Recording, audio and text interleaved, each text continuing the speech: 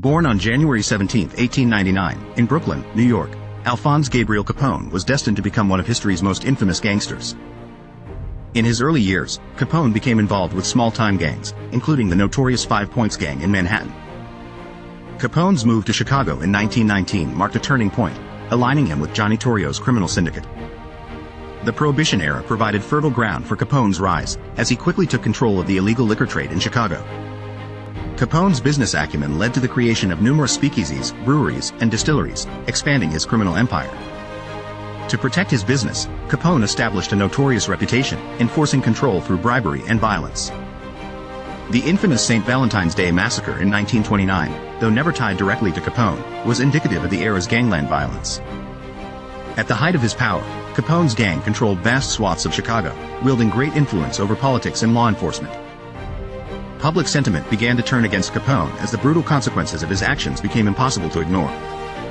The federal government, unable to convict Capone on violent crimes, turned to tax evasion charges to bring him down.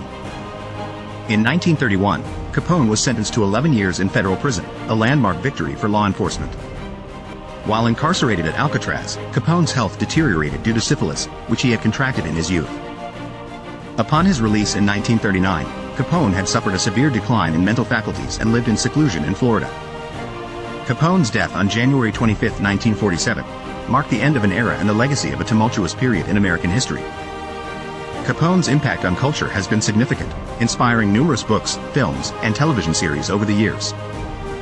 Despite his crimes, Capone is sometimes viewed through a lens of perverse admiration, as a symbol of the American dream gone awry. His life has been scrutinized for insights into the intersection of crime, society, and politics during the Prohibition era. Capone is understood as a product of his time, reflective of the complex social and economic forces at work in early 20th century America. In modern times, Capone is an iconic figure, often cited in discussions of criminal behavior and its containment. That was a glimpse into Al Capone's life.